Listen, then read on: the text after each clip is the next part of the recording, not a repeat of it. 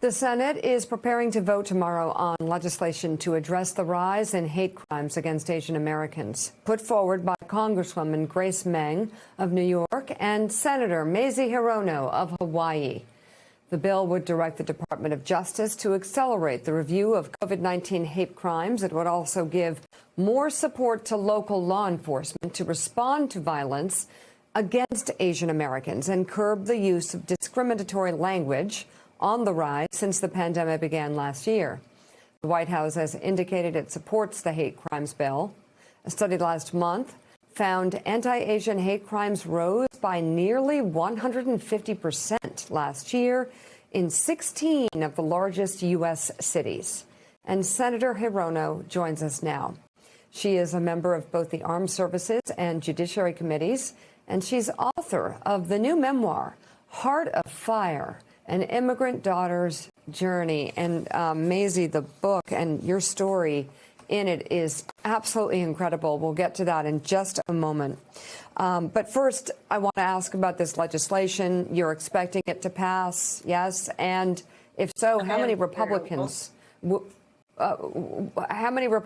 can you get to support it?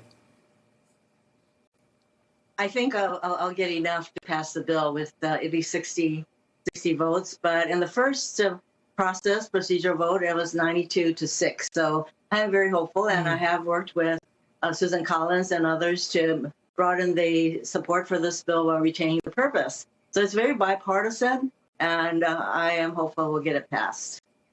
So explain what's in the bill. I kind of gave the top line version of it.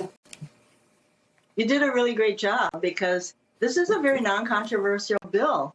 And you explained it perfectly. And what it does is it enables us to collect data on hate crimes and incidents, because these crimes are very underreported.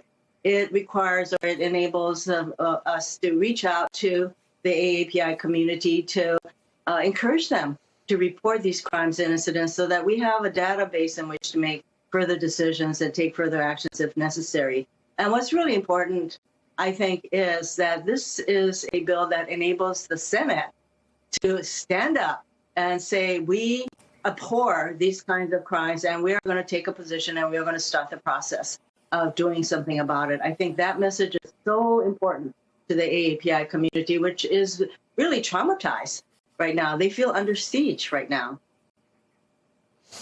I want to turn to your book, which it's a memoir, and it's dedicated to your mother, who left an abusive relationship by fleeing to Hawaii from Japan, leaving your little brother behind, but bringing you. And then she had to deal with language difficulties and poverty and everything. The book is called Heart on Fire. And I'd like you to explain the title first, if you could. Heart of Fire aptly describes my mother, because she was a courageous risk taker who changed my life by bringing me to this country. I'm a person who can clearly say that one person, my mom, changed my life, because I was raised on a little rice farm with my grandparents in a really rural part of Japan. And there I would have stayed had my mother not had the courage to totally remove us from the grasp of my father, who I never got to know, and his family, who treated my mother like a slave. Senator Hirono, it's Willie Geist. Congratulations on the book. It's good to have you here this morning. I'm curious what your own story, what your mother's own story, the immigrant story, teaches you about the way we treat immigrants today and about the way you legislate today. How does it inform what you see in front of you in Congress every day?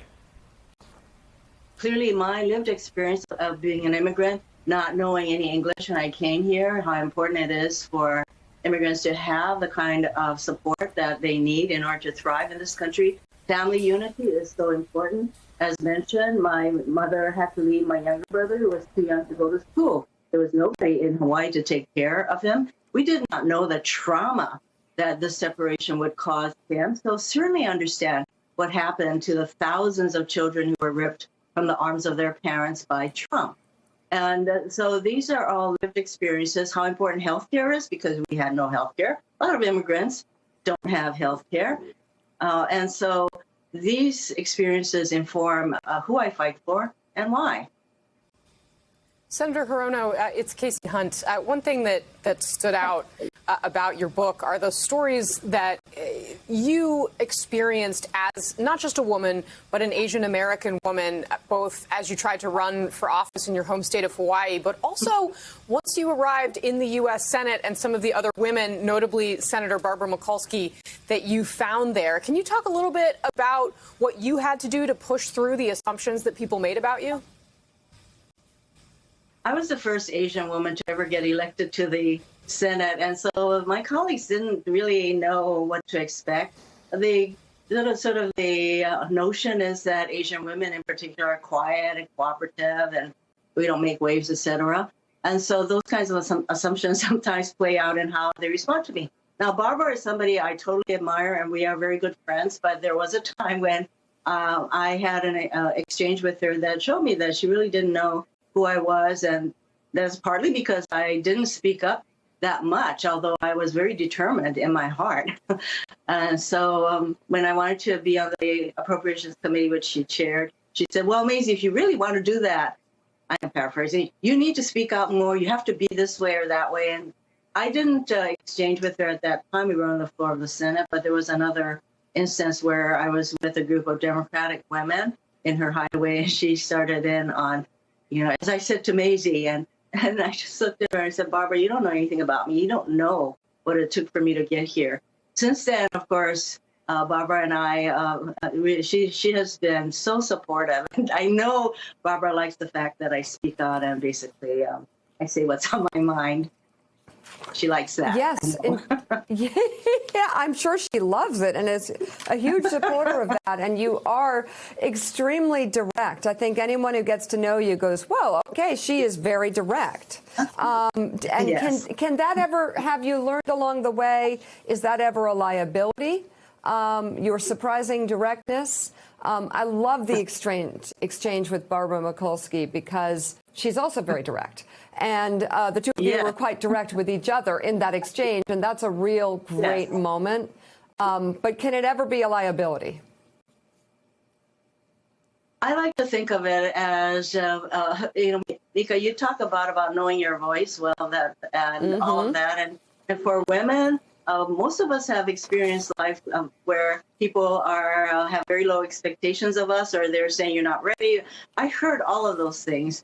And to get to the point where I can be more my complete self by really exercising my vocal cords, whereas I always had the heart, it makes me a more complete fighter for the things I believe in. And if it's a liability, so be it, because I need to be myself. And at this point, it is a gift to be able to be myself. That is Know Your Value right there. Everybody should read this book, this incredible interview. Thank you for sharing these stories. The new memoir is Heart of Fire, an immigrant daughter's story. Senator Mazie Hirono, thank you so much, and thanks to your mom for bringing us you. Hey, thanks so much for watching our YouTube channel. You can follow up on today's top stories and breaking news, or catch up on your favorite MSNBC shows all in one place. Download the NBC News app today.